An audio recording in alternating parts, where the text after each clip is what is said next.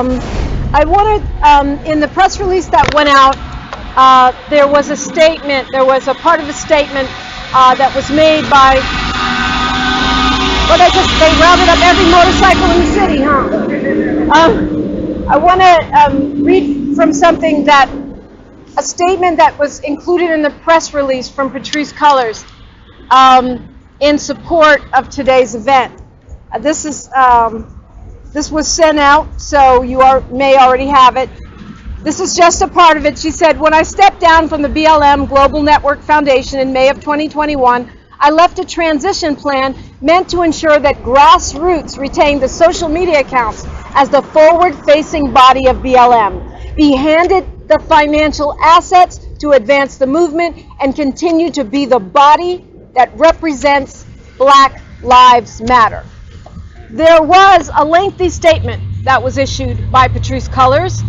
A lot of you have been asking about that statement, or asking what she would have to say about this controversy, if you will.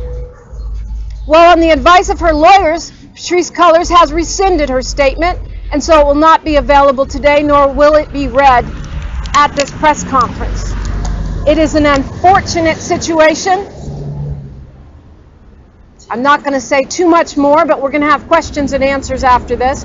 Certainly a disappointment that the legal team saw fit to prevent her from giving a statement that would help clarify a situation. But I think our speakers, our families, our 26 chapters, and the work that Black Lives Matter continues to do on the ground every single day tells the story best of all, if only we would listen.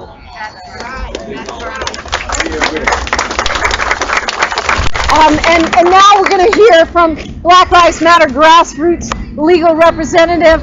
Dr. Abdullah, you want to make the introduction?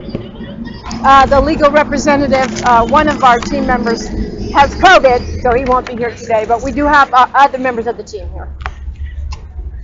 So we want to welcome to read our official statement from our attorney. We did file a legal, I don't know what it's called. We filed a lawsuit this morning, and Amir Whitaker is on our legal team. We have a really beautiful legal team that's led by Walter Mosley, who unfortunately has COVID, but he did send a statement, and Amir, who also serves on the legal team, will read that statement.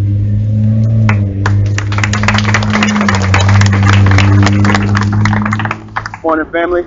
We're going to read the statement prepared by Walter Mosley, the attorney of record for the complaint that was filed this morning.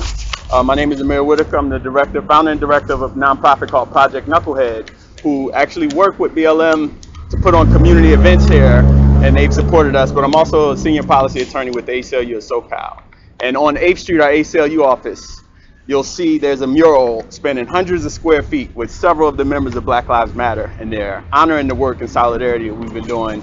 They are the grassroots movement. So I'll now read the statement.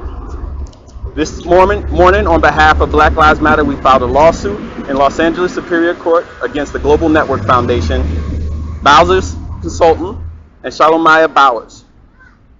The complaint sets forth 5 significant causes of action demanding that the court return the stolen property and, more importantly, intervene on behalf of the people.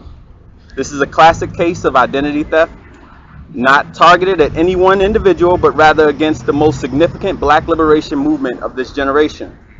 One day, a relatively unknown but greedy administrator posed as the owner of BLM, Black Lives Matter, while recognized leaders and the members of the organization were on the front lines and fighting for justice.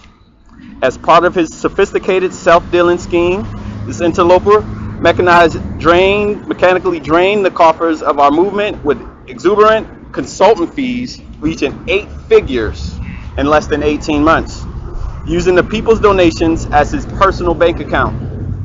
And when challenged in the heat of the night, he retaliated against the movement leaders by changing passwords to their account, hijacking the people's movement, and seizing the organizational tools that were built on the backs of the men, women, boys, and girls murdered by state-sanctioned violence these past 10 years. This lawsuit demands that they return the people's funds and stop impersonating Black Lives Matter. The multiple state attorney generals investigating him and his businesses, I'm afraid, will demand much more of him, as we'll see. Today we are asking the court to intervene on behalf of the people in Black Lives Matter.